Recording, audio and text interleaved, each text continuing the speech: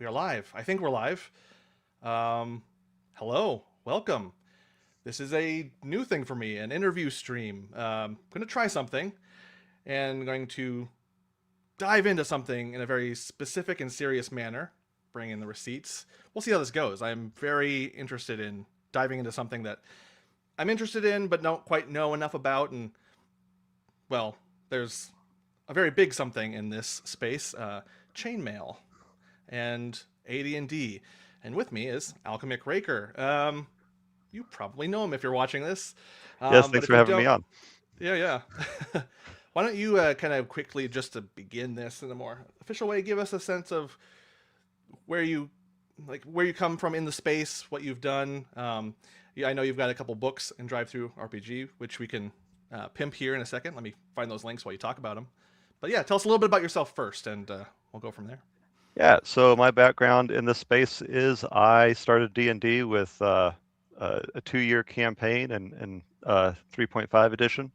Had a lot of fun there and went on to run my own 2-year campaign and some other rule set that wasn't D&D.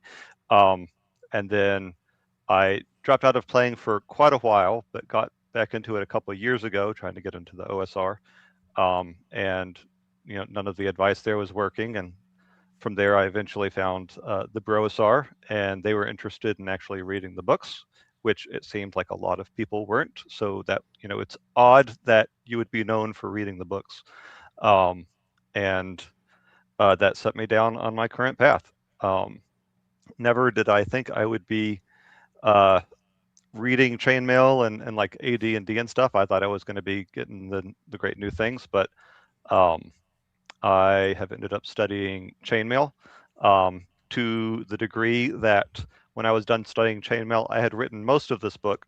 Um, so you can now get the best chainmail clone. This is the Old Lords. The PDF of that is free um, because people should have access to being able to play chainmail because just not many people do, and it's a real shame because there's so much good stuff in there. Um, and then while I was reading this book, or while I was reading Chainmail, I was thinking about how I'd want to run it. Um, and while the Old Lords does not include any of my house rules, I did end up writing Hell March, and this is actually the rules that I wanted to use with OD&D. Like if I was running it at the table, and there was some kind of mass combat situation, this is how I'd want to run it, and it's based entirely on chainmail, but without like breaking out the chainmail rules and putting all the terrain pieces out and everything. It's just like you could run a theater of the mind, and this is how I'd do it. So that is that is Hellmarch. It is themed for Shadow Dark, and it works with all the D&D stuff because chainmail was always a part of D&D, and the DNA for chainmail and the concept of mass combat um, was there from the beginning, and it's still there in like Shadow Dark, which is like that's at the other end of the spectrum, right? Like it's like Yeah. super OSR, super like rules light or whatever, and like different vibes, and um, but the mass combat's still there, and so this works perfectly well with Shadow Dark. I didn't have to change a single rule to make it for Shadow Dark. Um, and since then, I've apparently become the advocate for chainmail and what it actually is.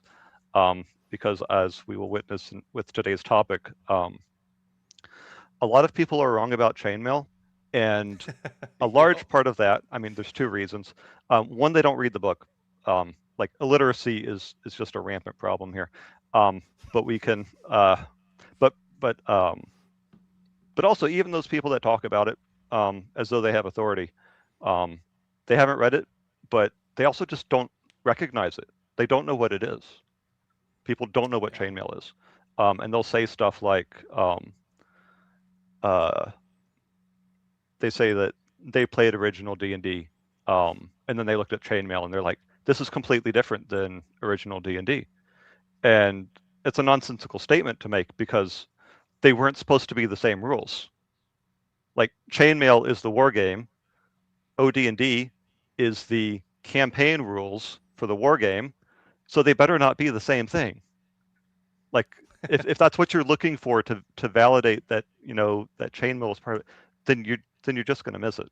Um, so Yeah, Um, no, it seems like there's kind of a little bit of a misunderstanding or an incorrect assumption going into this, and but I imagine also some of that can be um, explained by coming backwards into this sort of thing. Like I know in my case with chainmail, I think even I talked to you, I learned about it from you. hmm To quote the old commercial, I learned it from you. Um, Yeah.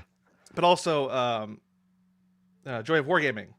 Also, like both those, both of you guys kind of got me Oh, into it. he's. But I came backwards from 5e, from hmm just that end, the modern end, kind of working backwards. So like I have such skewed expectations about all this sort of stuff. I don't know if like that played into your kind of approaching chainmail to begin with, or how did you actually get to here, chainmail? Um, so it's actually kind of like what you're describing. So when I played third edition, um, my my play group, we played a certain way. We're like whatever's in the rule books, and we were all in. Like our DM had like all the splat books, or almost all the splat books, and we built characters with feats and rules and spells from all of them. And he was like, is it in there? Then we'll use it. Like that was the rule. Um, and we could all rely on that, so we could all plan separately, and we could all come to the table, and we could play together. Um, so the players knew what the rules were. Um, whatever was in the books was canon, and it worked.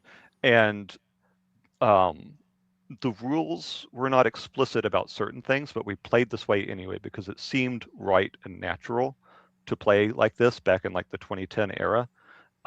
Like we weren't online, we weren't like influenced by outside sources. So if the rogue was going off sneaking around to the other end of the chamber, like around the bad guys or whatever, um, then he wasn't supposed to talk at the table anymore because we wouldn't be able to talk to him. Oh, Like our characters wouldn't be able to talk to him. So he has to go make decisions on his own now, right?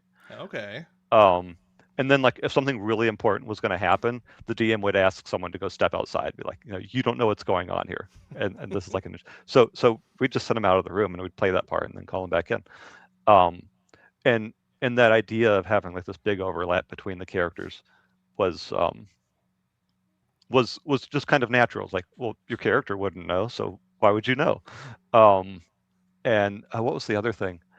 Um, the game wouldn't pause. Like he wouldn't let us just sit there dilly dallying. It's like if we didn't know what our Oh. characters were going to do, he would boot us down in the initiative order, and he would just start playing the monsters or like go to the other player's turn. And whenever you figured out what you wanted to do, then you could start participating again. Oh goodness. Nice. Um, and and that was our play style. So um, I was out of it for a while, and then once I got started getting back into it, I was trying to get into fifth edition, and I was watching the YouTube D&D crowd and looking at the OSR, and the advice they give for running games is just it's not active like it's not actively rejecting it. They're not saying you shouldn't do these things, but the play style they describe doesn't allow those things to happen. Like why would you skip someone's turn? This is a strategy game where we let every person take their 5-minute turn while they decide what to do. Like and that's like slowing the game down so much. Like it's a very different thing. Um, so uh, the game that I wanted to play, the D&D I wanted to play, was not in fifth edition, or at least not from like the 5e YouTubers. It wasn't from the OSR. I never found it there.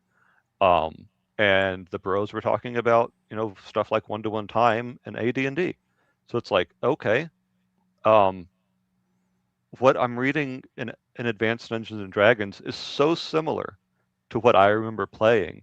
I went back to ask my college DM, like, did you learn from playing first edition Dungeons and Dragons? And he's like, no, like my original DM was his first edition was third edition.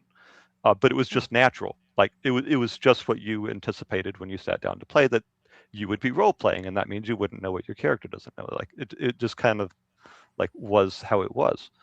Um, and so for first edition, whenever I found out first edition, I actually spelled those things out. And this is one of like the first big threads I did was First edition tells you about one-to-one time, and when the bros talk about one-to-one time, they're talking about the game not pausing in between game sessions. Right, Um, right, yeah. and that's actually something that happened in my third edition game as well, though it wasn't really like featured. Um, we never wanted to end in a bad scrape. Like we'd start like wherever we were going to be next. Like we'd want to be on our way there. We didn't want to end in the middle of a dungeon or something. Um, and so we always benefited from having one-to-one time available without realizing it. But there Yeah, it is, yeah. like it's in first edition. And then not only that, I think I take this farther than most of the bros do, and that the real time aspect of AD&D applies in the middle of the session as well, because he goes right out when talking about combat. If the mage doesn't know what spell they want to cast, then their spell is just delayed until they figure it out. Oh. Um, and so you don't get to pause in the middle of combat, which is exactly how I played back in college. Um, and and then in those same examples, he says, and if the players are talking to each other, then the nearby monsters can hear them because they're as though their characters were discussing the same way. Which again is exactly how I was playing back in college, because of course Yeah. that's the natural like what you would do if you were taking this game seriously at all. Like this is the role that you're trying to get into. Like you're not trying to be some unattached overlord of some avatar character in the game. It's like no, like you're trying to be that character, so you got to think fast and like work with your party members and stuff, and all of that is like actually stated in AD&D. Um, that like it's real time. You don't pause. Um, it's even real time between the game sessions, um, and uh, the bros were making it work. So at that point, I was pointed like look into the history of D&D, and uh, I don't want to rag on fifth edition too much because the actual rules in there are decent. And you should watch Crossface and look up what he's said about D&D because he is Oh, yeah. absolutely right about all of it. Um, I've been on a little bit of a journey myself, going back through yeah, classic fifth edition, just to put a term on it, classic 2014, and yeah, discovering new things that I had ignored because I was told to ignore them, or we don't play hmm that way, or in, and I'm finding that those were the good things. there are so many good rules in the fifth edition book, and that's like there's plenty to critique about fifth edition, and I don't consider the thing they released in 2024 to be fifth edition at all, like it's its own thing. I'm talking about the real fifth edition from 2014, right? Yeah, yeah, Um, yeah. and uh, the most critical thing I'll say about it, though, is that so many of its good rules are only included as suggestions and rules variants when um, and that kind of takes a little bit of credibility. Like the author wasn't sure that you should use these, and uh, yeah, Yeah, yeah. um, but the rules should be leaning in the game because you get stuff out of it. Like when Gygax is saying the monsters can hear the players talk, like that makes for a much more interesting game. Like that game I played in college is way more interesting than like whatever I got out of trying to play YouTube D&D. Um, Right. and so there was substance in the old games, and um, And so by this time, you're kind of shifting from, like, in your exploration of 5e from third edition before, you're kind of already now leaning back towards this, like AD&D. You're kind of already headed back this direction. right. And did you start to, was that immediately to Chainmail, or did you spend some time in AD&D for a while before getting into the the farthest back? Yeah, I wanted to explore AD&D. I wasn't sure I was going to settle there. Um, AD&D is a lot heavier than I am able to play at the moment, like just in my life situation right now. I don't have the time to sit down and learn like a thick rule set the way I was able to with third edition. You know, like we had all the rules and stuff, and I had a lot of time for that then, and it was fun. Um, so first edition was like not quite where I'm at currently, but it's a fantastic edition, and everyone should play it. Um, but but for me personally, I was like, okay, I'll check out original D&D, the three little brown books. um, because that seemed to be a bit closer to what I had been searching for. Um, Ever since I played third edition, as well as I'm talking about it here, there's things about it I really didn't like. So when fifth edition came along, I was like, okay, this is lighter, like in the way I'm looking for. But then fifth edition didn't really fill that for me. So we go back to AD&D, and it's like, okay, it's really interesting, but now I've got all the rules again. So let's go look at original D&D Yeah. um, because everyone's telling me that AD&D is just OD&D with all of its supplements, and so like, okay, so that would mean that original D&D is like the heart that I'm looking for of D&D. Um, so I start studying original D&D, um, and like the basic expert server, like they were getting into OD&D at the time, um, and and the basic expert was looking into Chainmail because he was doing like I don't know if he was planning on it at that exact moment, but they're digging through chainmail because they want to understand original D&D. And the conclusion on that server, and that I completely agree with, is that chainmail was always meant to be a part of original D&D, because there's just glaring holes if you omit it, and it all makes perfect sense if you include it. Like so many of the conclusions that I come to is not some like theory crafting or whatever. It's like you have to ignore so much to come to the conclusions that chainmail wasn't supposed to be part of original D&D. Um, Yeah, and that it, might be a good way to a good place to segue even into just kind mm-hmm, of this thing itself, this chainmail, the topic of the night, yeah, this thing that with which much drama has kind of surrounded, just in its basic, like what is chainmail, and then kind of what is the kind of context to the thing, this thing that you started working on, this endeavor of yours. yeah. So this is key to a lot of what's going on. Chainmail is Rules for Medieval Miniatures by Gary Gygax and Jeff Perrin. So it was a system for medieval rules for medieval war games, um, and that is the core of the book. And then about halfway through the book, there's rules for playing at 1-to-1 scale, and suddenly I'm going to start talking some jargon, because for medieval war games you had big armies, and so every figure you put on the table was representing 20 men, and so we call that 20-to-1 or 1-to-20 scale.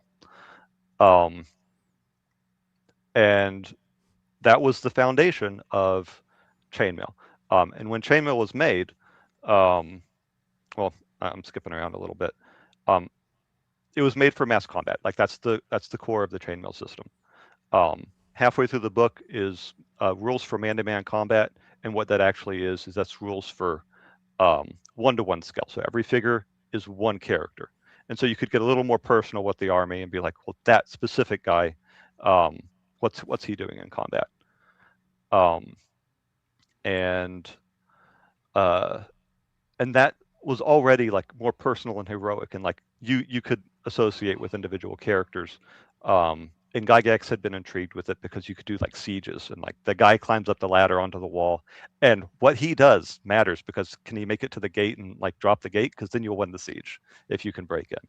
And so Yeah, yeah. it was personal and exciting, um, and it was already heroic just with these man-to-man rules, but these were still like medieval themed rules. These weren't fantasy rules yet. Um, and then the back half of Chainmail is called the Fantasy Supplement. It's kind of like a giant appendix in it, um, that adds a ton of fantasy monsters. Yeah, a ton of fantasy monsters. I think it was only maybe three pages of rules that are unique to the fantasy um, stuff, and people had a lot of fun with it. Like people had so much fun with the chainmail rules, that they went on like it's inspiring Blackmore and all these other stuff, and Gygax's games. Like it inspired people to play campaigns based on chainmail, and campaigns is a very important word there because this is rules for medieval miniatures war games. It is not rules for campaigns. And in the introduction of this book, um, it tells you can play campaigns with this, but you need to come up, like, you have to do that. We're not going to tell you how to do campaigns. I was struck when I first started reading this. I was pretty struck with that whole thing. I was like, oh, this is just there's no campaign part of this. Oh, Yeah, interesting. there's no progression. There's no progression rules in here. So, um, but if you want campaign rules, there is a recommendation in the Chainmail book here. This is the third edition, so it's not like there was some kind of time travel thing here. But um, if you want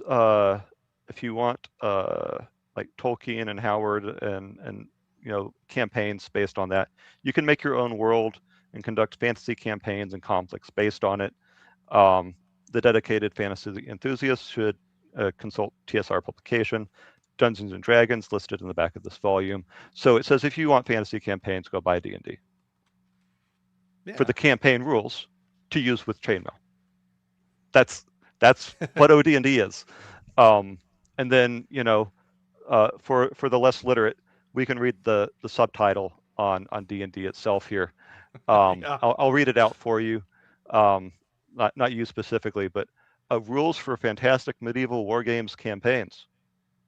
So this was the campaign rules for Chainmail. And it has You may stuff have in to it read it like, again for the people at the back. yeah. And so it included things that weren't in Chainmail, like being able to level up. It's so silly. It's so silly that people, like, they want to reject Chainmail so badly, but it doesn't make sense in any context. It doesn't make sense if you want to play OD&D, because it's all the combat rules for it are in Right. Chainmail, and it doesn't make sense if you're trying to study the history of D&D. Like if you're saying, well, where did first edition rules come from? Well, everyone will say, well, it came from original D&D and its supplements, but not Chainmail, right? And Well, that yeah, was that seems to be the kind of the weird thing, especially as I've been visiting this, learning this new, going back. You got this. I can wrap my head around it. So chainmail is its own thing. OD&D is its kind of it's the campaign version of it, and then like okay, so that makes sense. But then like it seems to be that chainmail kind of gets left out. In as I've watched conversations and discussions and debates happen, this one is just like nah, get rid of it. It's not part of it. So there's like some, yeah, an attempt to like discredit the value of Chainmail in the history of D&D. Um, and it's real. I don't know exactly why that is. Um, but I I mean can, I guess that then but then that would lead to what we're trying to talk about here. Like right.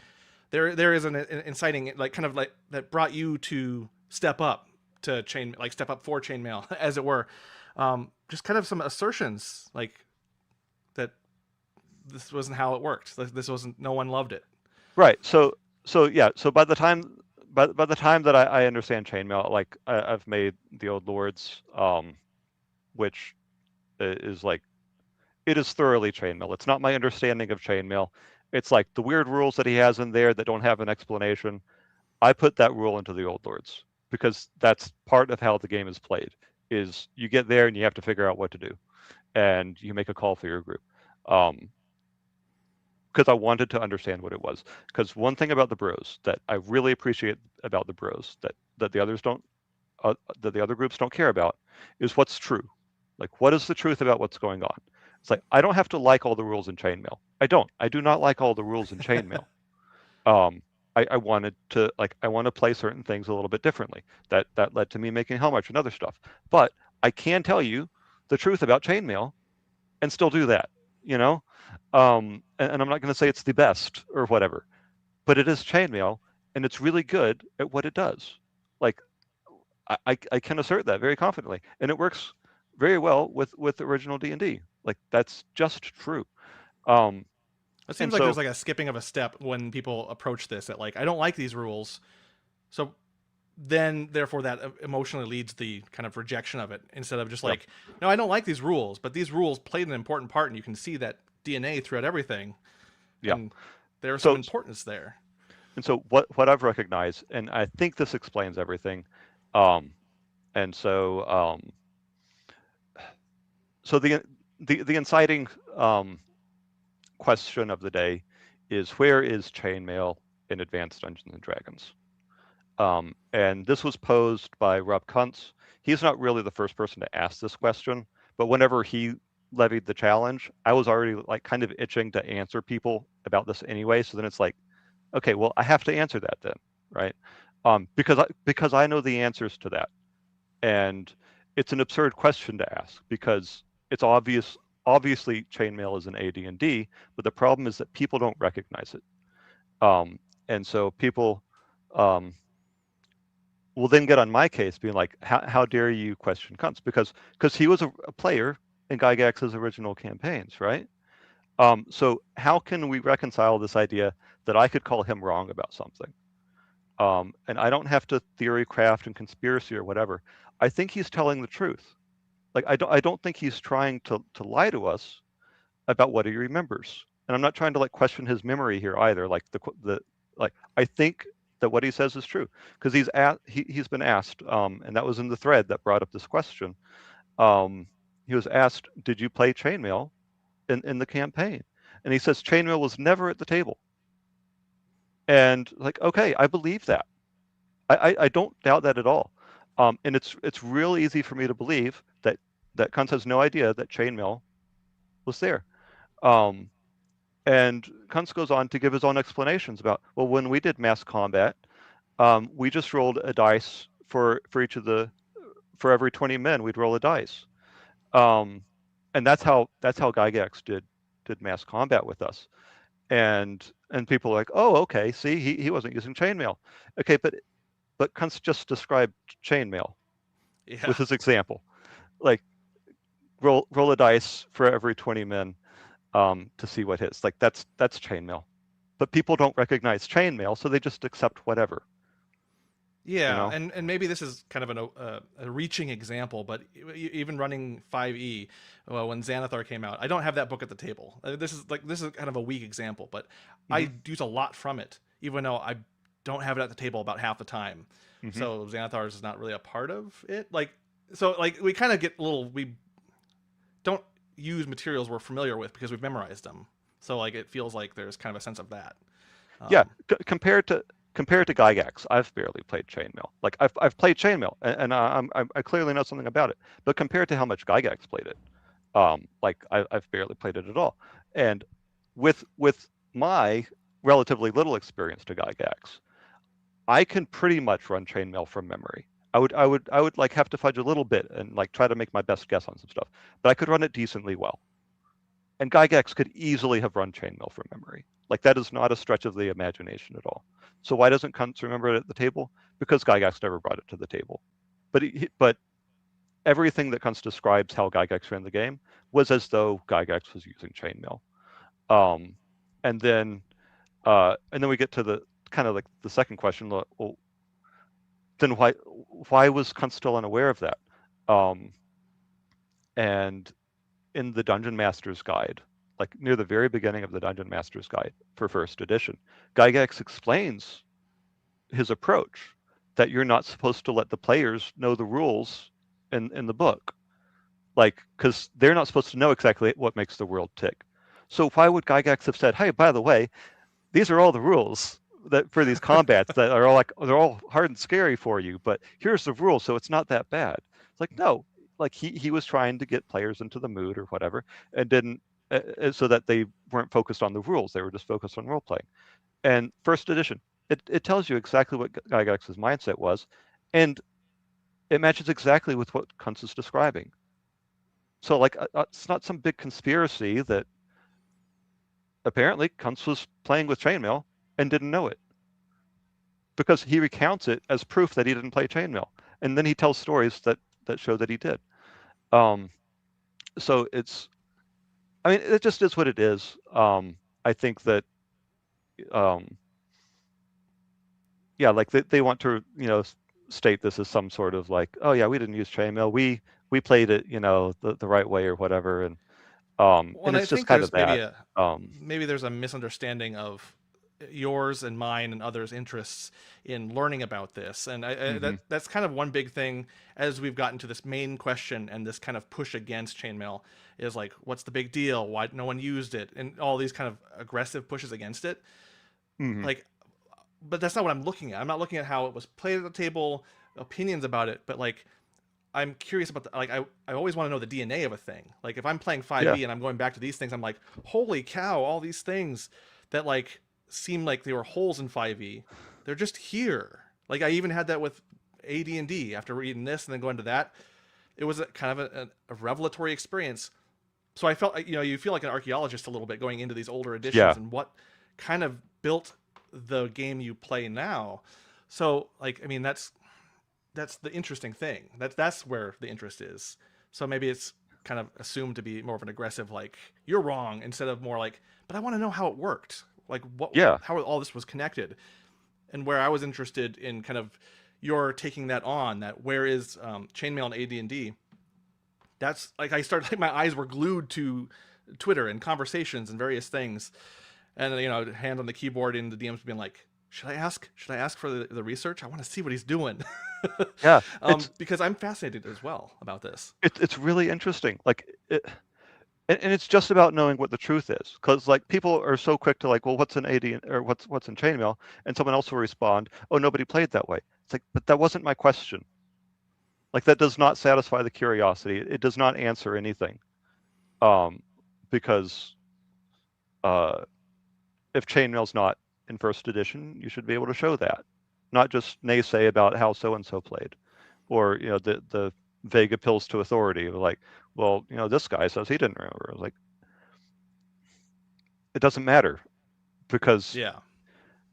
if there's DNA for the game in there, you should be able to show it. And after after the after I released Hellmarch and the success it had, like that it just works with any version of D&D and any of these OSR games derived from D&D, and it just works with all of them. The DNA is clearly there. Yeah. It's not a leap for me to believe that um, Chainmail's in first edition or whatever. And if you've read Chainmail, I will say, reading Chainmail might not be enough for most people because this thing is kind of a mess. Like to understand, it's kind of a mess. It is. I had to rewrite it to understand it, and when I was done rewriting it to understand it, I had the old lords like written up. That was just like my study notes for trying to understand Chainmail. Um, Yeah. like And I'm sure you've got an inbox full of questions from yeah, little old me being like, I don't get it. What is yeah, all and this? so like it's not easy to understand. I sympathize with people who bought the original books and got their hands on chainmail and were like, what's this? Like, what am I going to do with this? Like, I sympathize with that. Right. I, I get it, and I understand people who answer the question um, that you can play original Dungeons and Dragons without chainmail. Like, just leave this out. You can make do without it. Is what they're trying to say, Right. right? Right. Um, but that's not what I mean. Can you play original Dungeons and Dragons without chainmail? Not by its rules, you can't. Like that's the problem. And so Yeah. when I say I want to play original Dungeons and Dragons, I mean I want to play the game that's written in the book, not the house rules that you've done to take care of the fact that there's no weapon ranges in Right. in original Dungeons and Dragons. They're all in chainmail. Um, like So then, there's so yeah, I many mean, gaps. So yeah. So I think that I uh, mean we kind of have been circling around the very big thing of the receipts themselves, and I'm gonna yes, show the chat here from. let's I've been see the holding on this receipts. one for a little bit. Let's see the receipts.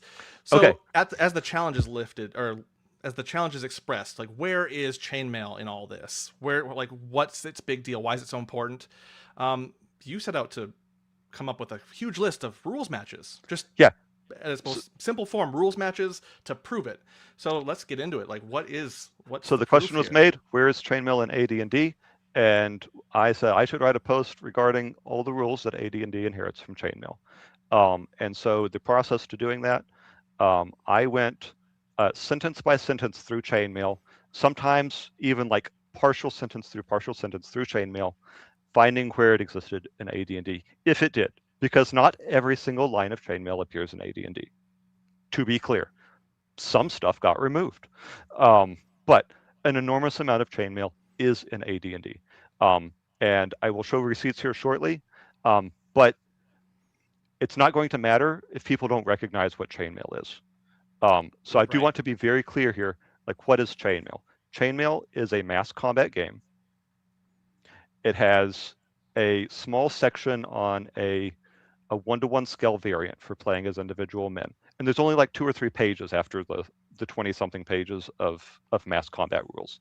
And the idea there is that you just use all the mass combat rules, and you, instead of rolling hits at the same time, you roll them back and forth instead. Geez, that sounds kind of like D&D already, doesn't it? You know, you're not rolling all your hits at the same time. Because if you knock out the other guy first, he doesn't get his attack back on you.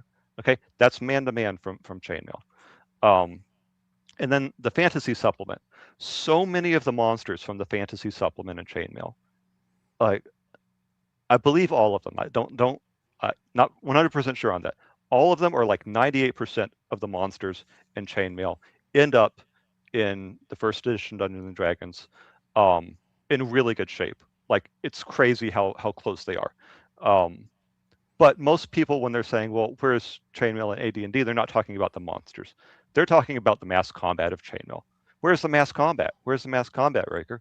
Um, but that's not Where's what the the war question. game in all this, Raker? Come Yeah, on, jeez. and but the question is, where is Chainmail in AD&D? So do not discount the fact that uh, the that so many monsters appear in AD&D that came from Chainmail, which is the point. You're trying to say that Chainmail's not related. So many monsters in AD&D came directly from Chainmail. Um, so I want to show you guys some receipts. Um, uh, let me let me get over here. So it's layered. There's the mass combat rules, just some thin stuff about man to man and the fantasy supplement. Um, so one of the so what does mass combat look like in Chainmail? Um, can we do a screen share? Yeah, yeah. Let me see. This is. Did it work? Yes, All yes, right, cool. awesome. Um, so I want to just quick look at the table of contents here. So you see a Nice. ton of rules for the mass combat, just like a little bit of rules for man-to-man combat, and by the time you get to the jousting page, it's already not really man-to-man combat anymore. So like, you've got a page of man-to-man combat rules there, um, and then there's some tables at the end. And fantasy supplement takes up half the thing. So while I will Yep. argue that chainmail is very much in first edition, just based on the fantasy supplement alone, I know that's not the question most people are asking. So we'll get to that later. But there is some really cool stuff in there. But let's look at where's the mass combat in Chainmail, or where's Chainmail's mass combat in AD&D. Um, so the movement rules in Chainmail, um, like all of the movement rates, all of the missile ranges are it's like 98% match between Chainmail and AD&D. On this page, armored foot, that's for when you're wearing heavy armor. Like when you're wearing plate mail, this is like these movement rates match. Heavy foot is when you're wearing medium armor. Um, Longbowman is if you're not wearing armor. Your fastest movement rate on foot in first edition is 12 inches. Like, these rules just match up. And then the ranges for bows and stuff, it's all right here. I will come back to this in a minute, though. I just want to talk about what does mass combat look like in Chainmail. You've got Yeah, yeah. the movement rules for it, um, the missiles. The missile rules um, are sorry. Uh, the missile rules here are you roll hits, but it's very averaged. Is what's happening there. So you're not rolling for every single hit. It's like it's going to be 3 or 4 hits, and that's what you're rolling for. So it's very average. I wanted to call Yeah. to a quick chat here as we're going into this. What's important to note here that these games also come from a very Bath Featherstone inspired war game backdrop. I'm not exactly familiar, so maybe you can clarify on that point. Um, Um, so that's actually some of the rules I'm pointing out here. I'm okay. not super studied on them specifically, but I know that a lot of stuff in and chainmail does come from their line of stuff. Like the way that casualties are calculated for missile fire and chainmail, I'm pretty sure that was the melee rules in a previous war game. Like melee casualties were calculated this way, and they changed it up here a little bit. Um, but yeah, these are referencing previously existing rules. Now this Gotcha, looks gotcha. foreign to a D&D play, like to a D&D player. This is foreign. Like we obviously don't roll hits this way um, for missile fire, which is fine. But that's in chainmail. Um, you're rolling for missile fire. There's some artillery. Um, and then in melee, um, uh, sorry, my notes here are a little bit mixed up. Oh, no worries. So the things to note about how melee works in AD&D mass combat is that the weapon choice usually doesn't matter. Only exceptional weapons get unique rules. So horses are going to trump footmen um, pretty much all of the time. Doesn't matter if the footmen are like axes or swords or whatever. And even if you've got two units of footmen where one's got axes and one's got swords, it doesn't matter. What matters is what kind of armor they have. Um, and weapon choice doesn't matter, but exceptions get unique rules. So if the footmen are carrying pikes, well, then there's special rules for that whenever horses charge them. Um, so that's how the mass combat is working here, is very abstracted, and only exceptional cases get called out. And so there's a lot of rules regarding that. Another central point of the mass combat in chainmail is morale. And morale is what makes or breaks the game. So you very quickly learn as a chainmail player um, to pay attention to the morale rating of your troops. So that's kind of like the discipline of your troops. Like if you have heavily armored people, they're also probably your experts, and they're going to be less likely to run away. They're going to stand their ground on the battlefield. So even if you have fewer of them, and the other person's got like a whole lot of peasants, like twice as many peasants, um, they're still going to kind of balance out because you've got some like strong, you've got half as many men, but they're hitting like 3 or 4 times as much because they're that much better, and their morale rating is super high. So even if they're outnumbered, they're still going to stand their ground most likely. Um, so there's this post melee morale. This is one of like this was instantly my gripe with chainmail, is that this is just kind of a mess to go through and calculate. And even if you read Yeah. through the example, it's like this mess. Well, you got to add these and multiply it times that, and then you calculate the difference between how many troops are in. Like it's a whole thing. Okay, but it is the core of chainmail. Like chainmail revolves around this, and when you learn that, and like you can instantly appreciate it. Where it's like, oh, this is a game like where you start thinking more like a military commander Hmm. on a battlefield, and it's like, are my men going to stand their ground? Um, and like even just horses charging my footmen will get scared because like that's scary to that's scary to witness. They might break morale and run away without taking any casualties. And so casualties aren't really the fear anymore. Like it's not how many hits did you get. It's does your morale hold in the first place. Right, right. And so I really want to emphasize that in chainmail and melee especially, that morale is what it's all about. Um, and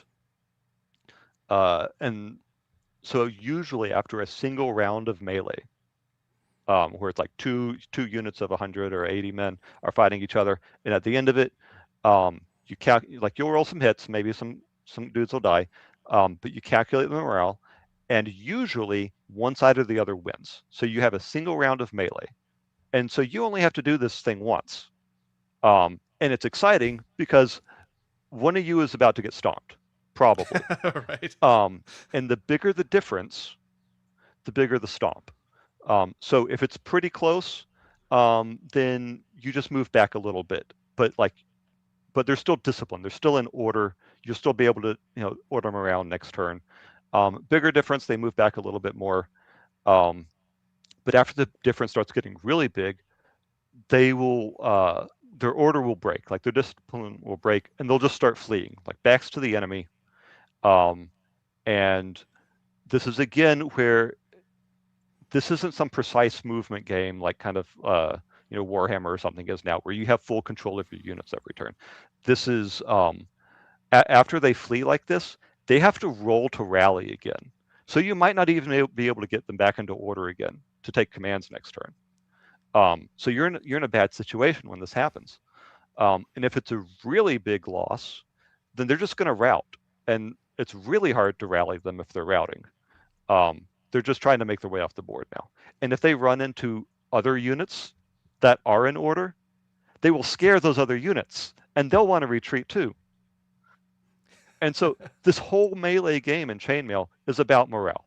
Um, and then if they are just dominated um, at the end of this check on morale, then they just surrender on the spot and don't even bother.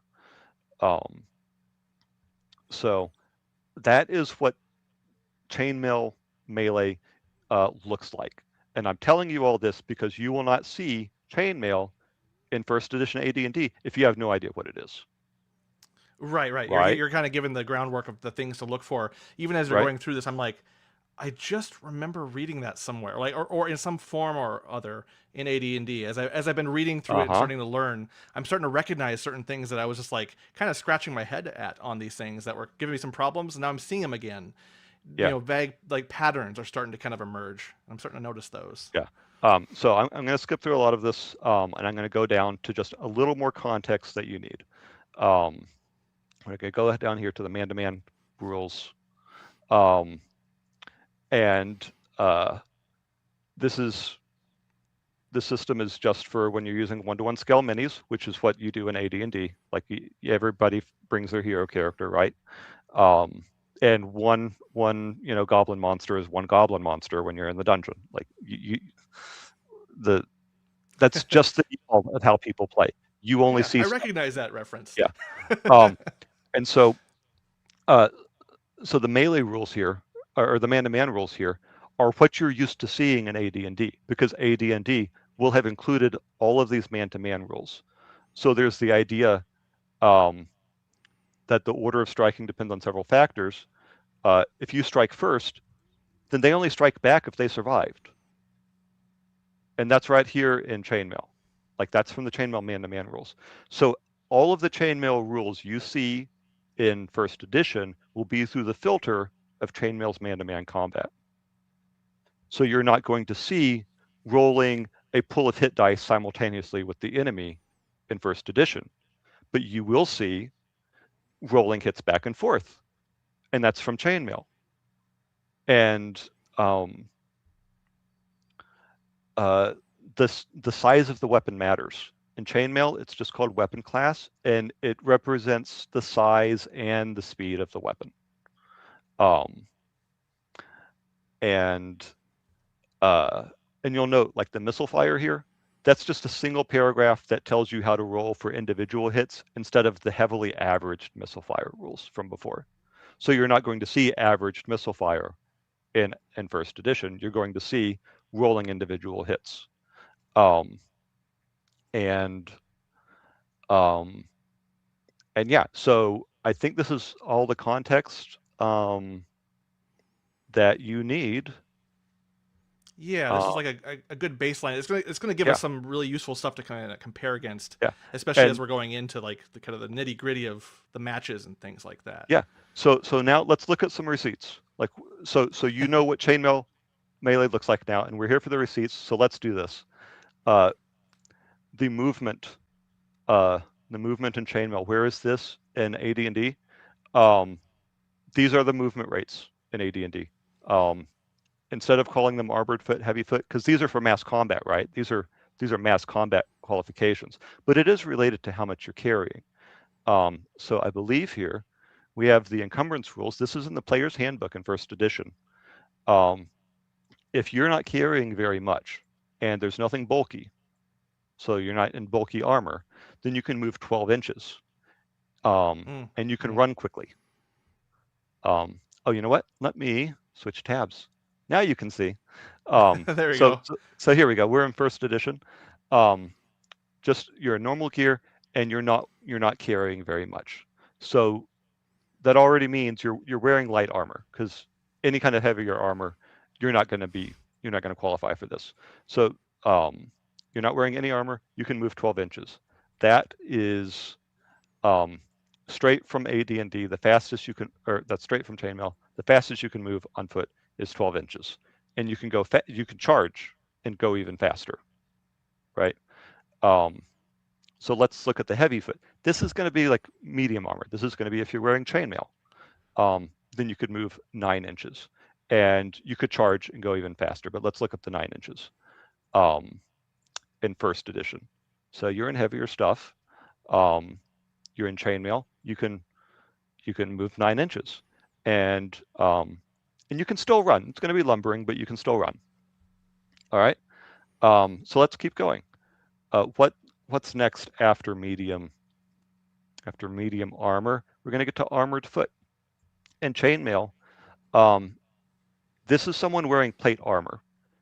Armored foot is a little bit unusual because people don't normally just traipse around on foot in chainmail in plate armor, right?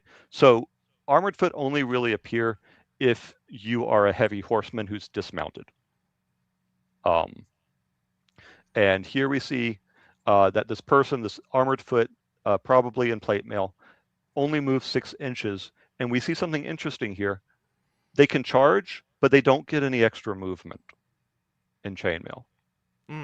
In the Okay. chainmail rules, and that's unique. Everyone else gets a charging movement bonus, but if you're wearing plate, you don't. Um, and so I'm obviously leading up to something here, right? Yeah, yeah, Um, yeah.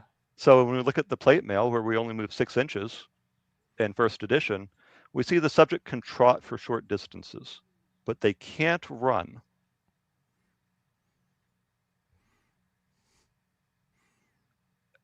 And then this encumbered thing doesn't even appear in chainmail. Like this is like if you're even more encumbered, like you're not gonna you're not running away from anything. So this is Right. heavy armor. You're moving 6 inches,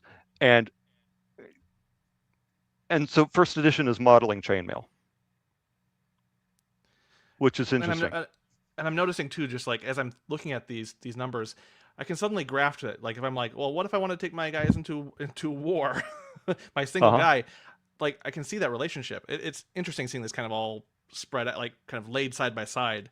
That Mm-hmm. yeah, like I've stared at this very page in the PHP for a while, been like, okay, I've got too much stuff, but there's a direct translation that like I haven't, I That's wasn't in connecting until chainmail. recently.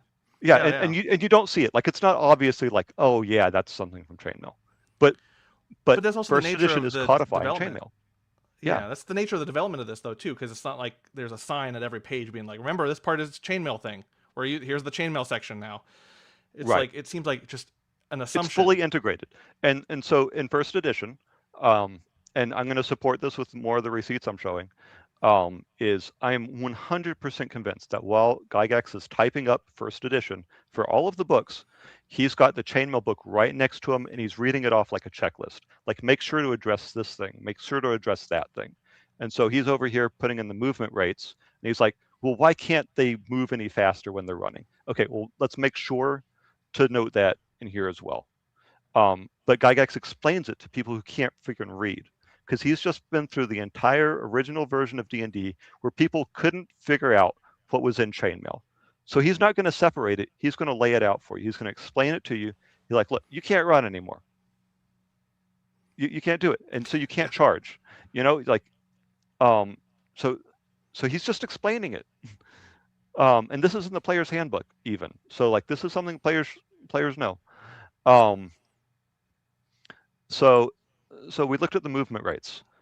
Let's look at the morale. I mean, we can make we'll get to missile fire later.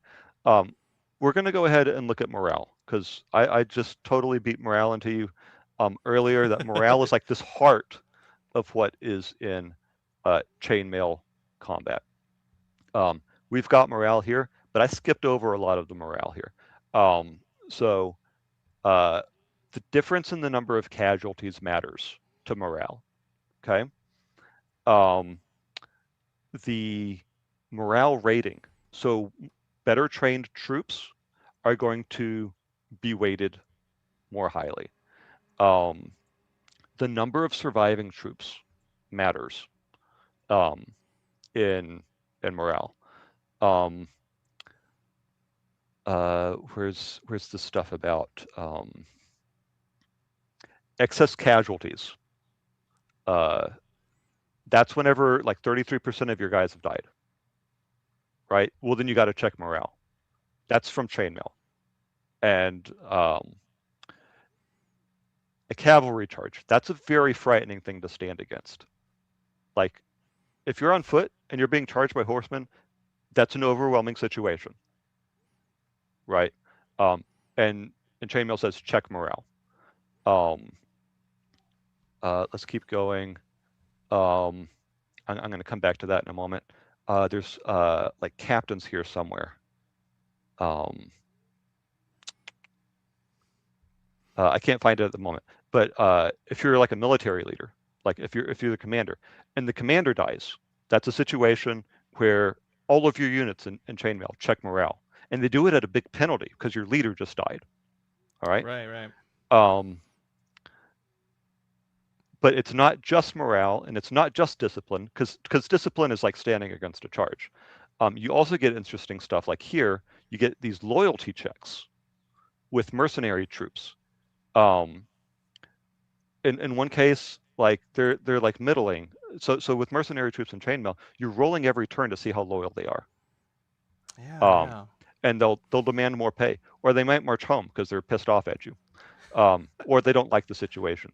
Um, they might join the enemy if they get bribed, right? So these are loyalty things, and it's like related to morale, but it's not exactly the same thing. But it's all these questions of do you control your troops or not? Um, Right, yeah.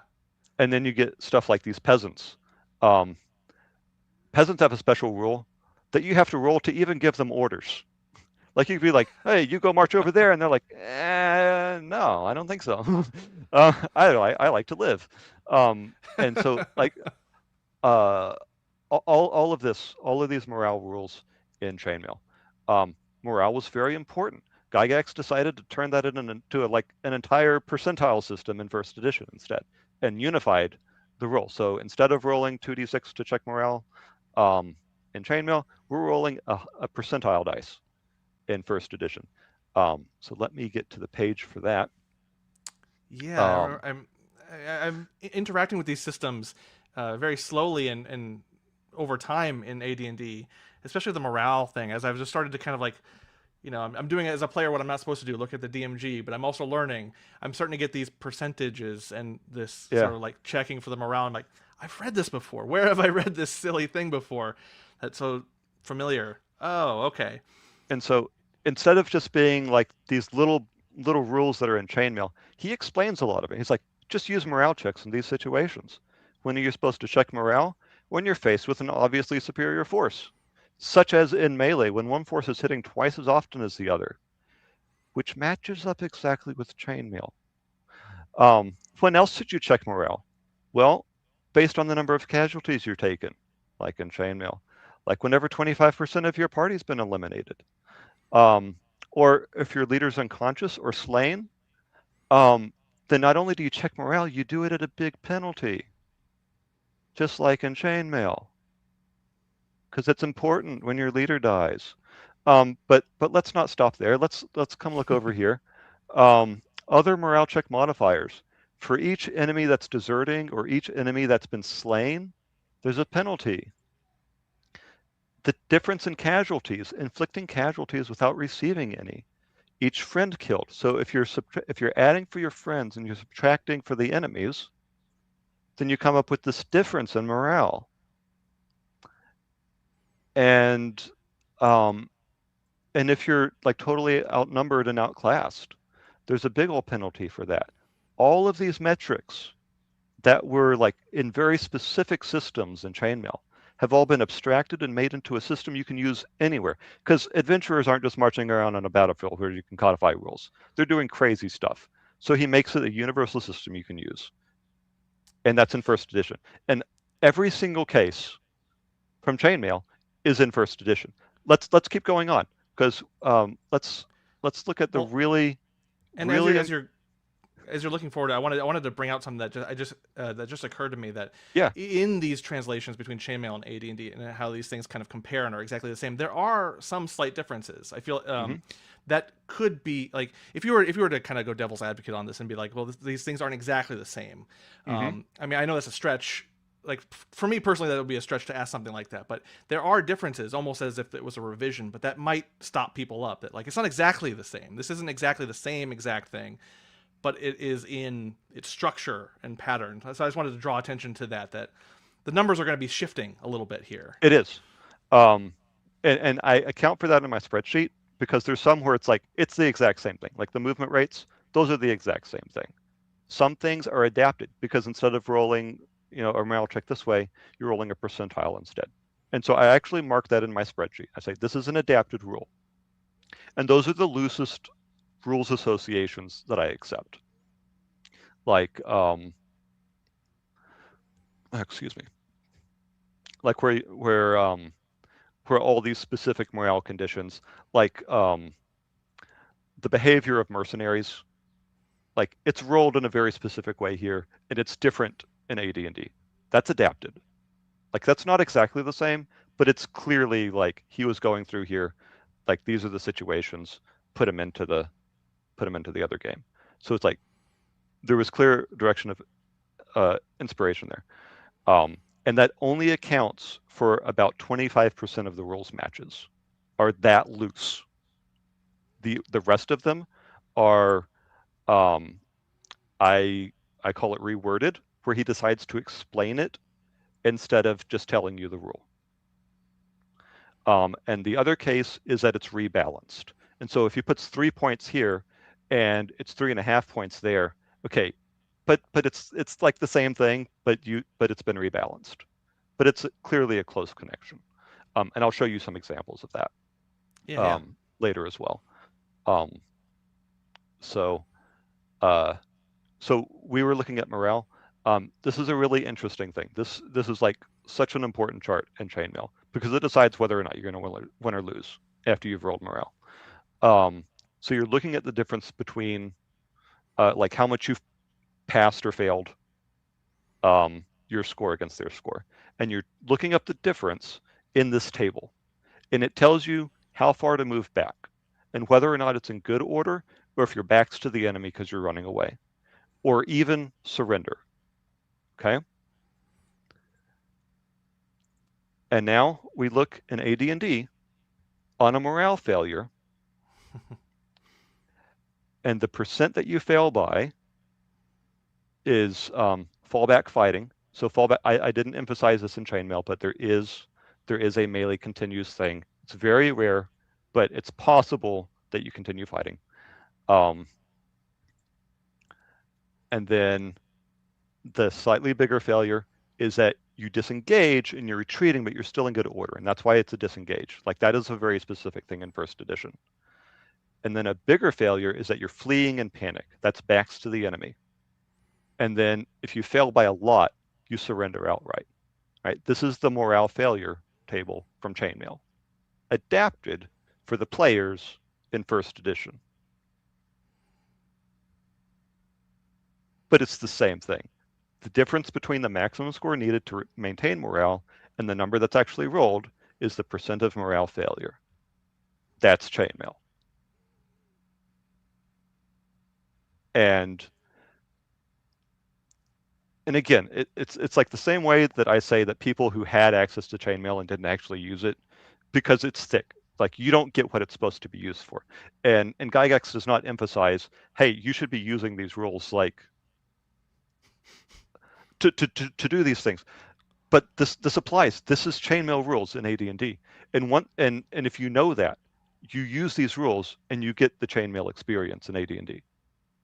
Right? That's the failure. That's the morale failure table, and you get yeah. very interesting results from that. Um, Oh yeah, and even just on a very superficial level, it's pattern. Hmm. I see it immediately as I'm looking at this. I'm like, yeah, no, I'm kind of triggering that part of the brain that's just like I'm supposed to be referencing something. There's a kind of a conversation here between the two, those rules and these. Like it's the same thing. I'm pulling from the same thing. Yeah. There's uh, I'm going to reference my spreadsheet real quick because there's one more thing I wanted to show here. DMG 36. All right, I'm going to go to page 36 here. Because there's more rules. And this is part of the frustrating thing and why it's hard to pin everything down because he spreads out the rules. Um, Yeah, so they're not all located in one place in Chainmail, and they're not all in the same place in the Dungeon Master's Guide. that's Um, almost in one way that we can all even agree. Even in this sort of like as we're kind of proving these rules connections, we can all be frustrated that everything's so spread out. You don't have to love every 100% bit of this thing. It's like, yeah, no, it is fair. This is all spread out and hard to get yeah, to, and it does take extra work, which isn't yeah. bad. It's just it It's is a not thing. immediately obvious, but then when you know what you're looking for, you're like, yeah, that's straight from Chainmail. Um, and so where does loyalty rules end up? How about the mercenary situations where you're offered a bribe? That's a Yeah, loyalty check situation. Um, Having a chance to steal goods. I'll actually talk about that in a moment. Um, if you're in combat with a dangerous foe, you make a loyalty, obedience, or morale check, and if you fail it, you run away, which is exactly what happens in chainmail. Like if you're being charged, like you don't want to stand against that, so you roll here, and if it's wrong, you run away. That all of this stuff is from chainmail. Um, Up here, more situations. If your liege is incapacitated or slain, what if you're surrounded? Well, then you surrender. Surrounded by a superior foe. Like that's the huge, like the big disparity. Then you make a morale check or surrender. All this stuff's from chainmail. Um, the has a chance to steal goods is a check. And this situation is not just in chainmail. It also appears in some extra rules in OD&D as well. Um, so in chainmail, uh, we're going to look up the most exciting rules ever, and that's rules for baggage. Um, um, so if you have, here's the Army Commander rules. But yeah, if you have baggage, that's loot heck for yeah, the enemy. baggage. That's loot for the enemy. And so if the enemy troops are close to your baggage, which is like in a hidden location, but if they get close to it, then their unit will break form and run to loot it right away. And then if you have nearby troops that are like they're nearby and they witness this, then they run to go protect their baggage. All right. So like the whole battlefield starts falling apart because the enemy has this chance to steal, and like you guys don't want to lose your food because that's your supplies. You're going to die out here without it, right? So there's these baggage rules that are all about uh, discipline and morale, and again, it's appearing in first edition. So it's all over the place in chainmail, and it's all consolidated here in first edition. And this just happens all over the place. Um, and uh, an, I haven't talked much about the fantasy rules yet, but I've got to delve into it um, to say where is chainmail in first edition. Um, so in fantasy and chainmail, we have heroes. And we Yeah. have superheroes, which are twice as strong as heroes. Heroes, they have the fighting ability of 4 figures.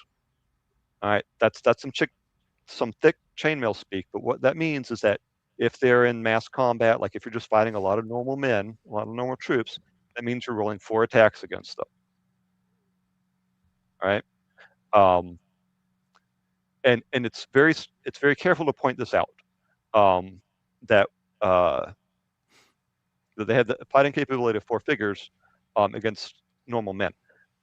But there's a new combat system in the fantasy supplement where, like, if you're going to fight a dragon or a wizard or something, you only roll one attack. So even though he has the fighting ability of 4 figures, he's only going to roll one attack against this other fantastic creature. Okay. All right. So you've got like this duality of rules, and it applies contextually. You know, if you're against normal men, you're 4 guys.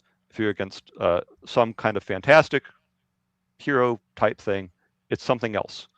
And then in superheroes down here, it's very similar. They're twice as powerful. So he's going to attack as 8 normal men. Okay. But he still only rolls a single attack in what I call heroic combat, fantastic combat, right? Um, so those are like just base level rules in Chainmail. Like that's how it works. There's this duality in heroes. Now heroes here become the fighting man class in Oh, in okay. original D&D, and it goes on to exist in first edition. So what that means is that I wish I had it open here, but I don't. But you can look up the fighting capability tables in OD&D, and there's a specific column in there that has the number of men that they fight as. Like it fights as 3 men or as 5 men. This is not their hit dice. This is how many men they fight as, and it'll say 4 men or hero. And what that Hmm. means is they can fight as 4 men, rolling 4 attacks against normal men, or they can fight as a hero. And that there's a column dedicated to that for every single class in original D&D. Oh. Okay.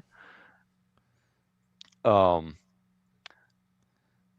and so now I'm going to switch to the player's handbook here, and we're just going to see what it says about that. Now we're all used to D&D combat where like you roll 1 attack, right? Right. Like Yep. that's the baseline. That's the baseline. So I know that in the new rules like you get extra attacks or whatever, but just the baseline, each side rolls 1 attack. Um, so so I'm not going to bother like looking up the rules to explain that, but it's really interesting that uh, the fighting man would get 4 attacks if he's level 4, or 8 attacks if he's level 8. Wouldn't that be interesting? Wouldn't that demonstrate chainmail in first edition? Like that would be pretty interesting if there was an exception just for that. So let's look up page 25 here. Um, I wonder if we're gonna find an exception here. and so let's be very clear where we are here. There's the fighter class, and there are 2 subclasses in here. There's the paladin, um, and there's the ranger. Well, that's kind of interesting. There's rangers in first edition. Well, there's rangers in chainmail too. That's real interesting. Um, they get a +1 on their attack dice. Okay, well, let's not pay too much attention to that. We're looking for the number of attacks they make. Um, so can we zoom in here? Can we zoom in here? This is the fighters, paladins, and rangers attacks per melee round. And we see here for these characters, for like the first 6 levels, they get 1 attack per round. And once you get really high up in the levels, you get an extra attack every 2 rounds or something. Okay, that's not an exact match, but the baseline here is clearly most of the time you're playing D&D, you're fighting fantastic stuff, and you make 1 attack per round. Okay, that's Yeah. that's Yeah. true. Here's a note though. This excludes melee combat with monsters of less than 1 hit dice, where a hit dice is a D8, and non-exceptional 0-level humans and semi-humans. So all creatures with less than 1 8-sided hit dice. All of these creatures, if you're attacking these creatures, then it entitles the fighter to an attack once for each of his or her experience levels. So a 4th level fighter would roll 4 attacks against normal men, and an 8th level fighter would roll 8 attacks against normal men. That sounds pretty familiar, man. I mean, it's probably just a coincidence that is exactly the same as chainmail. Uh, Circumstantial, my good man. and so look, you want to see where mass combat is in first edition. First edition isn't exactly the same. First edition is focused on this is 1-to-1 combat, like 1-to-1 scale combat. Okay, it's not exactly the same as chainmail.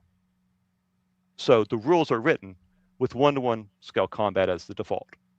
But if you want it to be 20-to-1 scale, well, then all those morale rules still apply. You can still count number of casualties. You can still do all that, but you're looking at it from the opposite direction. Instead of saying like, here's the mass combat rules, and you kind of like make them work for 1-to-1 scale. And in first edition, it's like, okay, it's all for 1-to-1 scale, but most of the mass combat rules are still there. And you can use them if you know that those are mass combat rules, and a lot of people don't. Right? I'm not saying that this Right. is obvious stuff to people, but I am saying that Chainmail is in first edition AD&D. Right. And this is the kind of thing that you're looking for when you're trying to kind of understand the structures, the basics of like, well, why are we doing this here? Like, I mean, even as I'm reading AD&D, going through that, like, well, why?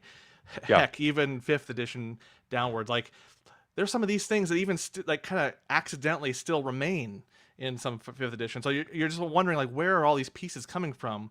Why are we doing yeah, it in this way? And then when it's gone, when you remove it, why is this not working anymore?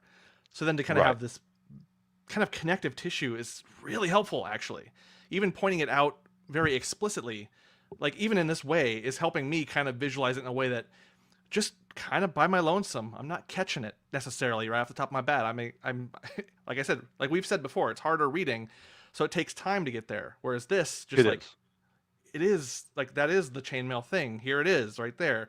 We're Yeah, just on a different scale, a different viewpoint, a different point of view, if you want to use other terms. yeah. It's coming at it from a different direction, but it's clearly the same rules that are being invoked. Um, and I mean, there's some other things where it's like it is not hard to prove at all that Gygax was copying stuff out of Chainmail. Like the rules aren't just inspired. So we've got the missile fire rules here. There's this interesting facet here where the weapon ranges are divided into thirds for simplicity, right? Um, so when we look in AD&D at their weapons tables, which I think are pretty close, so I'm going to just do this live. Um, For doing it live, guys. so we oh, scrolling down on the wrong thing here. Uh, we look at these weapon tables here, and the Oh yeah, ranges are yeah. broken up into thirds here. Um, and we can look at the ranges for those weapons and the rate of fire of these weapons. Um, what if the rate of fire and the ranges and even them being subdivided, what if that matched up exactly with chainmail? What if it was a perfect match? Um, so I'm going to go ahead and give a sneak peek um, at the spreadsheet here. Ooh. Um, and I don't know if I can zoom in uh, super well here. You're not going to be able to see the matches here, but you're going to see like it's same all the way down here for the missile rules that we're looking at. So let's just go ahead and zoom in a little bit here. We've got the rate of fire for the short bow. Chainmail says twice each turn, twice. Yep. Um, and first edition, rate of fire 2. Where it's 1, it's 1. Where it's every other turn, it's 1/2. Where it's one turn, even for the axes, spears, and javelins, which are listed separately from the other ranged weapons, the axe, spear, and javelin are listed in a subnote in chainmail, but it still matches in first edition. And then the ranges, which again, most of these ranges are in one place. The ranges of these hand weapons, hurled weapons, they're in a subnote somewhere else, but they match up exactly. The whole thing. And and here's the citations. I give you the page numbers and all of it. It just matches. It's the same rules in both games. Yeah. Um, I'm going to hide the spreadsheet for a moment, and I'm going to look up one other bit. I'm going to answer a question that was asked of me, and um, they're saying um, where are the point values? Uh, Oh, let's see if I can. Oh, Here we go. Um, the question that was asked of me after I accepted this um, was the goalpost moved immediately from where is Chainmail and AD&D to where is Oh yeah. AD&D and Chainmail, um, which I mean that's just some goalpost moving nonsense because that's not even what I said I wanted to answer. Um, and obviously, I'm not going to prove that time travel exists uh, to point stuff out in a game. That's just backwards. But one of the things that was asserted was show us where the point purchase of units is in first edition, and that's referring to whoops, I didn't mean to do that. Oh, Um, lost it from the stage. Oops. it Uh-oh. doesn't exist. It's part of the conspiracy now. We've lost it. Here, if you can throw that back up on the screen, thank you. Yeah, yeah, yeah. Um, so there's these point values in chainmail, Right, um, right, yeah. and I mean those are some rather specific numbers. Where are they in first edition? It doesn't exist, he says. They're nowhere to be found. All right. Um, Yeah, you got to prove it. so Just where to go. so anyway, on page 29 of, of the Dungeon Master's Guide, um, uh, you're going to find some stuff that doesn't exist. Um, page Oh 28, man. 29. Um, so, I mean, these are costs. This is what you pay in gold here. You don't pay Right, gold in right. chainmail because you're not dealing with gold in chainmail, but it's called the point values in chainmail. Um, and in first edition, it's called their gold piece cost. Um, but let's see if they're the same numbers. I'm just going to pull this up in my spreadsheet here, and we can observe the points here. So some of them don't exist. You don't hire peasants in chainmail. It's a section for experts only. So we're going to start here. Lightfoot 1 point costs 1 gold. Heavyfoot 2 points, 2 gold. Armored foot, like I said, you don't hire those. Those are dismounted knights. You don't just hire armored foot. Um, light horse 3 points, 3 points. Medium horse 4 points. Heavy horse, we rebalanced it here. It was 5 points in chainmail and it's 6 points in first edition. So I'm just going to pack up here because it's not a match. Yep, complete not match, not at all, nothing. All right, so I, you know what? That is not the same. That is rebalanced. Um, and then in chainmail, it doesn't lay everything out like specifically because it tells you to add points for bows and stuff. So like you start combining the stuff from these two tables. So I'm just going to look at like what if you start combining these things. Um, like if you have a peasant and you give him a pike, then you've got a pikeman. Well, in chainmail, that would be 3 points, and it matches first Okay. edition. Crossbowman, because you took a guy and you gave him a crossbow, it's 2.5 points in chainmail, and it's 2 here. Pretty much all of the ranged options, according to chainmail points, got discounted. Like, I mean, it rounded down. Right, It's a right, one yeah. point difference for the ranged options. So 5 points became 4 points. The crossbow horse rounds down from 4.5 to 4 gold. The archer horse actually stays the same at 6 points. So here are the point costs in first edition, because that was something that Kuntz, Gygax's player, wanted to know as an example of proving that chainmail was in first edition Dungeons and Dragons. And so here's the point values that show that. Um, um, it's just all there. So I know I've been rambling. We're at 1.5 hours, and I'm free to keep going personally, but I wanted to check on you before I go on. I'm very fascinated by this. If only just because that's kind of the point of this getting into the weeds.